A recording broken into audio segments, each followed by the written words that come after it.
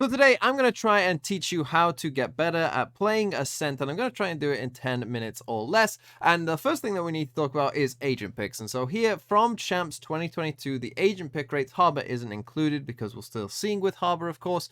But what we've got here is the primary meta agents, the secondary meta agents, and then agents that are not meta at all, based on their pick rates, the primary agents being 40 or above, secondary being from 0 to 40, and non-meta being at 0.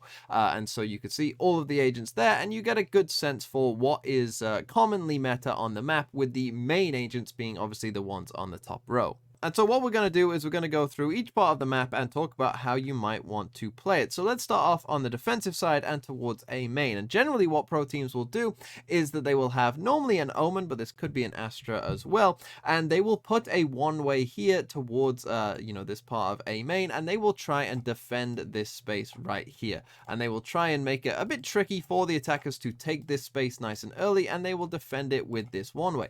Often this one-way is paired, and the KO will normally start towards a main and double up with the Omen here as well with a KO knife, but this KO knife could turn into a bunch of other stuff, basically anything that could stop the attackers from, beating this one way, obviously before the smoke actually gets the chance to come down, basically stopping the attackers from just sprinting past the one way. Any bit of utility that can do that is going to be good here, particularly something like a KO knife, which might be able to give you information as well, is going to be pretty good for keeping these attackers behind this one way, at which point the Omen then normally will be able to just defend that one way for a very long time, and the KO can come back towards short. Now, KO is pretty ubiquitous on this map. He was by far the highest agent pick rate overall at Champs, and is kind of seen as the only, I think, essential agent on this map. And one of the reasons is his defense of this area in short is very, very strong, whether that be through, a ton of different KO knives that you can throw in this area that give you some very good information, or the fact that, this nade in here is very, very good for stopping anyone approaching through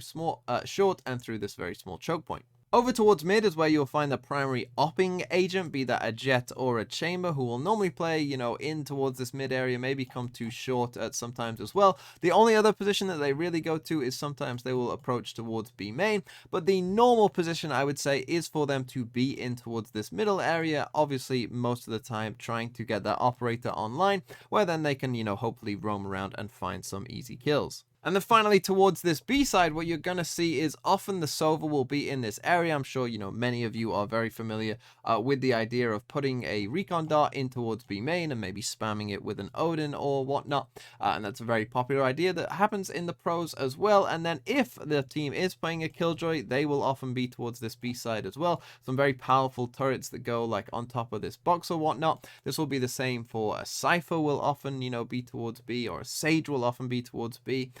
Or a Fade potentially as well. If teams are running no Sentinels, sometimes the Killjoy can become a Fade instead, and they will often be towards B as well, with the Omen and KO or Astra and KO very commonly being towards on this A side, and basically the others being towards this B side instead. And Killjoy obviously has some very powerful setups towards this B site. And one of the key ideas that you need to understand on this B site is, if you are playing as a duo here trying to defend this choke point, not all is lost if the attackers do manage to get through here. And the attackers might use quite a bit of utility to get out of this choke point here and in onto the site. But what will commonly happen in pro games, and probably isn't happening enough in your games, is that you aren't retreating enough, right? You're trying to maybe fight this a bit too much, because one of the advantages for the defenders on this B site is you can just come back here and come into both house instead if you want, and basically make the attackers take another part of the map, right? They're gonna have to then come through here again. If you've got two of you doing this in particular,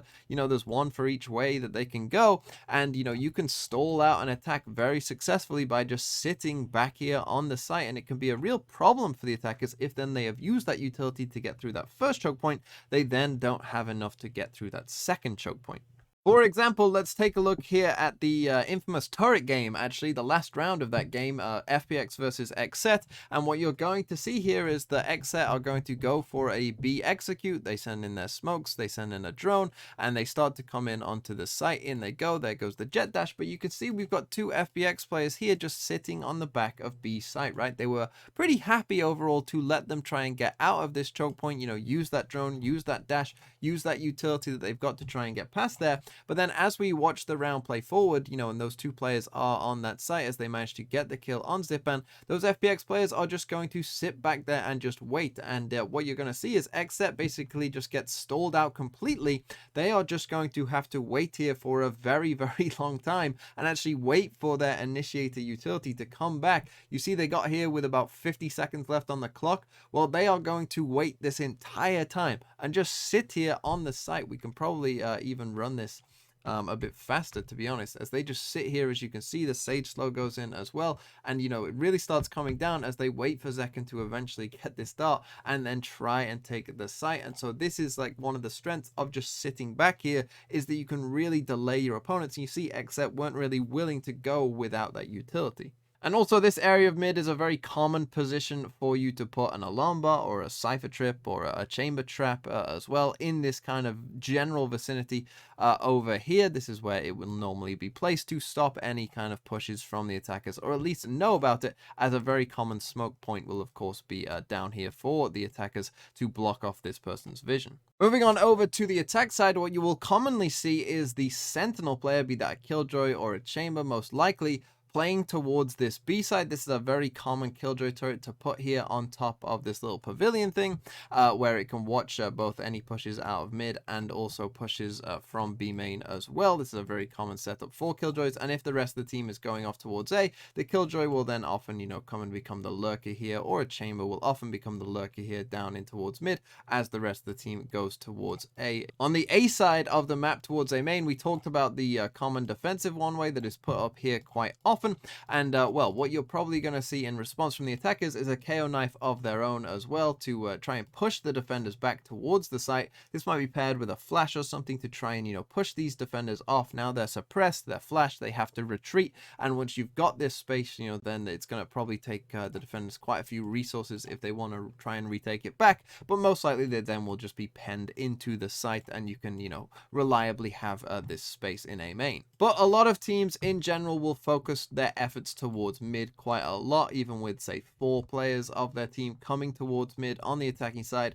Smoke one side of mid off as they try and explore perhaps the other side. This is very, very common for teams to do in general, and normally this will start off with say an early Silver Dart or Fade Horn to clear out the first part of mid, you might say, and then from there, as the team pushes up, they'll try and destroy any kind of alarm bots that we talked about maybe being in this area of mid as well. And then the reason behind them doing this is because once you then have this space in mid and you own a large part of it, maybe up to here, right, and maybe up to short, once you own kind of this space here that I've just drawn out, then you could potentially quickly pivot between the two sites, right? You could potentially go from one site to the other and beat the defenders' rotations, who have to come a longer way to get to their two areas than you do, and so you can beat them from going from one site to the other. And that means that then whoever is left on that site might feel a bit isolated, and so you can quickly pivot between the two sites. Now, depending on the exact composition the team is playing, all-in executions on Ascent aren't rare necessarily, but they aren't the common thing either. Commonly, more so, teams will play towards that mid and go for a more default look, but all-in execs do happen on Ascent and can happen and can find success as well on this map, so don't be afraid to throw those in as well. This isn't bind. You absolutely can go for just some all-in execs to throw in there as well, but in general, I would say most rounds you're going to be playing that slower kind of default pace, maybe looking for a kill before you do go towards a site, but don't be afraid to throw this in every once in a while, because on both sides of the map you can find success. And so that was a very quick look at Ascent overall. My idea here was to keep it generally pretty short and sweet and try and, get as many basic concepts in there as I possibly could without, overloading you with information. Let me know what you thought in the comments down below, because I'd be very interested in hearing the feedback of, would you prefer, more detailed, longer form versions of this, or would you prefer, that it stays in this kind of more short, short attention span generation, all that kind of stuff. Would you prefer that it stays like this?